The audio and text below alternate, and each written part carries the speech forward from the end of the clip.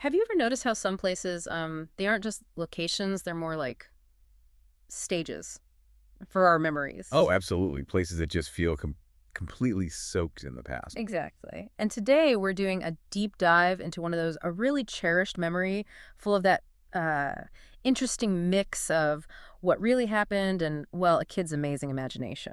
Hmm. We're looking at parts of Saugus Speedway, a boy's racing odyssey. And it's not just about a racetrack. No, not at all. It's really about this unique bond between a father and son, the sound, that roar of the engines, and this incredible world built inside a young boy's head. We're kind of peeling back the Right. layers. And our mission really is to see how sharing these passions, even when they're seen through that, youthful, sometimes pretty self-important lens, Yeah, how they can build these really deep connections and actually lay the groundwork for dreams later on. We'll look at the details, the specific things that make the memory so vivid and what that maybe teaches us about appreciation looking back. absolutely. And it's quite a journey, isn't it? We're going from this very unusual memory trigger called Trash Can Carl. Huh. Yeah, that's memorable in itself. Right, through the sort of controlled chaos of Saugus Speedway itself, and then right into little Carl's head where he's running these imaginary races and, obviously winning them all. Of course. Undisputed champ. Get ready for a ride, as they say. Let's do it. So, okay, let's start with that name, Trash Can Carl.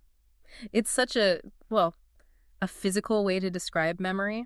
That customary kick-out love tap, the wapsa sound, and memory just exploding into sound and color. What's that telling us right away? Well, it's not just like a cute phrase, is it? Mm. It's a really smart narrative move. It immediately tells you memory isn't just hitting play on a recording. That Mm-hmm. whap and the explosion, it highlights how active memory is, how we kind of reconstruct it, with our feelings, our biases. They shape the recall. So it's not like a perfect photo album. Exactly. It's dynamic. It's messy sometimes. And it sets up why little Carl's view of things might be, let's say, highly subjective, but still feel totally real to him.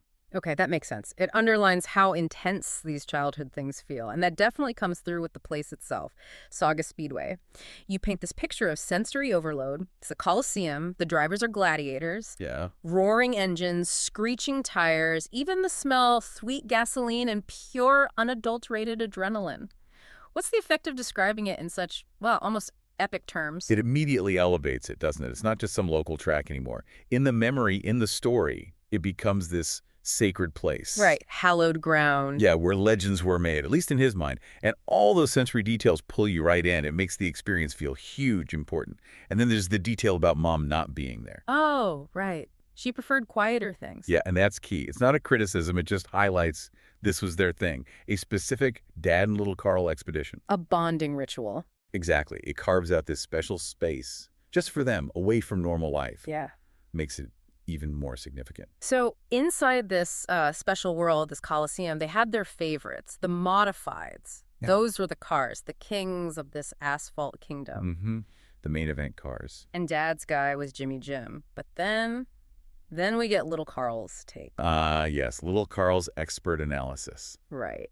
Jimmy Jim, okay, he had a certain level of competence, but, light years behind little Carl's inherent genius. Naturally. This Carl-centric view, where looking at another driver's car for too long was questionable judgment. What does this kid's self-importance tell us? Well, it's funny, but it's also really insightful, I think. Right. It shows that classic childhood egocentrism, right? Kids genuinely often see themselves as the center of everything. Yeah, that sounds familiar. And the story uses that brilliantly. It's not just building little Carl's character. It's kind of subtly making us think about our own memories. How subjective are they? How much of our own legend do we build? That's a good point. We all kind of narrate ourselves, don't we? We do. So it's less about objective fact and more about who we were when the memory was made. It's wild how early that starts. Okay, so all this buildup leads to the main event, the figure 8 race, which sounds terrifying, frankly. It does. A spectacle of automotive gladiatorial combat, a metal-crunching ballet of near misses. These drivers are fearless or perhaps slightly insane. A fair assessment, probably. And little Carl's right there in the front row, his tactical command post, yelling out highly strategic advice. Which the drivers obviously couldn't hear, let alone comprehend his genius. Obviously. So how does this peak chaos combined with little Carl feeling like he's part of it make the memory stick? Well, it creates this intense shared excitement. But the father-son part is interesting here. Little Carl's loud, vocal, right, yelling strategies. Yeah. But Dad's reaction is different, not yelling. He makes these guttural noises, these deep, rumbling sounds of approval. Ah, yes, you connect that to another memory, the kneeboarding jump. Exactly, the gravity-defying wake jump.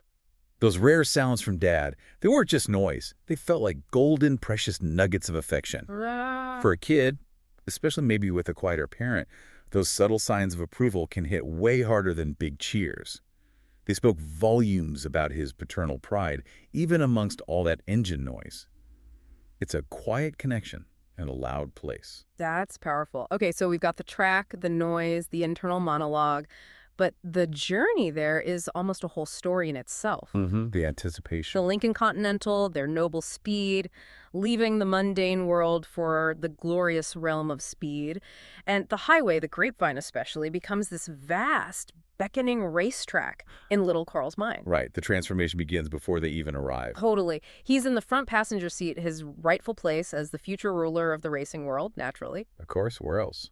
And his imagination just takes over. Other cars are competitors, curves become daring hairpin turns. Every lane change is a strategic masterpiece. He's already racing. He's inventing moves, the Valley Viper slide, the Grapevine Gambit. And poor Jimmy Jim, just a distant speck of mediocrity in the rear view. Little Carl has already won the championship in his mind before they even get off the highway. It's fantastic, isn't it? What does that tell us about, kids' imaginations and anticipation? It shows how imagination doesn't just, add flavor to reality for kids. It can create a whole parallel reality. Yeah. What he's projecting onto that drive is maybe more real to him than just sitting in a car. That mental race isn't just daydreaming. It's how he processes the excitement. The journey itself becomes part of the main event, a stage for his fantasy. Turning the boring bits into something epic? Pretty much. It's a powerful mental tool. Okay, now flip that. The return journey. After all that intensity, both real and imagined, little Carl is just wiped out. Completely drained. Yeah. As you would be after winning such a grueling mental championship. Right. He's sprawled on the vast, luxurious back seat, which is now his throne for the conquering hero, and the detail about the drool, a glistening badge of honor. Earned through extreme mental exertion, naturally. Even his dreams are still at the track. Roaring engines, deafening cheers, louder now, chanting his full name, Little Carl the Invincible, and the satisfying crunch of metal. But the soundtrack, Dad's approving rumbles from the front seat.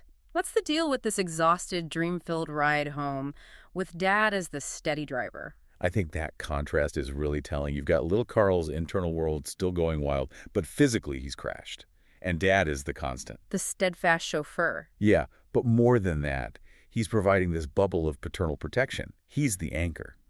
Little Carl is totally vulnerable, asleep, drooling, but safe. And it's often in those quiet moments after the big excitement, that the emotional connection really sinks in. It's not about big dramatic talks. It's about that steady, quiet presence. That's what builds that sense of security, that bedrock for the memories. Consistency. Exactly. That reliable presence is huge. And really, that leads us right to the core idea from your sources, what we're calling the principle of shared passion and budding appreciation. Right. These trips, they were way more than just going to see some races. They were, as you put it, a glimpse into Dad's happy place. Yeah, that's a key phrase. It wasn't just about little Carl's experience. No. So the big insight is how strong that connection can be, built on sharing something, even if one person, little Carl, is mostly wrapped up in his own kind of inflated view of things. Precisely. Because even with all his fantasies about being the racing king, Yeah. there was still this real underlying current of shared experience. Dad's quiet enjoyment, those rare rumbling sounds, they might not have fully validated little Carl's genius in his own mind. Probably not. But they were deeply meaningful anyway. The whole ritual, the anticipation driving up, the noise and excitement, the tired drive home, it all wove a bond between them. And the lesson seems to be, even when we're stuck in our own heads, our own ambitions, just sharing something with someone, seeing their happiness, that plants seeds. Seeds of connection, maybe appreciation that grows later. So the foundation for his own later dreams. Yeah, it was built right there. On that shared excitement, maybe, and those quiet rumbles of approval from his dad at that noisy, dusty track. So thinking about all this, what does it mean for you listening? We've journeyed to this old speedway, felt the engines roar through a child's memory. Yeah. It's a really potent reminder, isn't it, that our strongest memories are often this mix, this blend of what was actually there and our own very personal internal world. It really is. And it makes you wonder, doesn't it? Think about your own childhood memories. How much of what you remember as truth was actually shaped by your kid imagination or by picking up on subtle things from the adults around you? Hmm, that's a deep question. And how do those early experiences, those feelings, maybe still echo in how you think about connection or even your own ambitions today? Definitely something to chew on. And look, before we wrap up, if this kind of deep dive into stories and language gets you excited, we really hope you'll check out customenglishclasses.com. Mm-hmm. We put together some unique resources. Like for teachers, there's a teacher's toolkit for ESL stories using narratives just like this one. And for learners, there's the Learner's Listening Package, great for practicing on the go, or the Complete Library for a really full learning experience, listening and reading combined. Yeah, the complete library gives you everything the listening package, plus voiceovers, written texts at different levels, A2, B2, C2, full access, past and future stuff while you subscribe. And the cool thing running through all of it is using these kinds of unique stories powered by some smart AI tech to make learning English feel less like work and more like, well, an engaging exploration. Absolutely. So if you're ready to unlock more learning through stories, pay us a visit. customenglishclasses.com. That's customenglishclasses.com. Find a plan that works for you. Hope to see you there. Thanks for diving deep with us today. We'll catch you next time.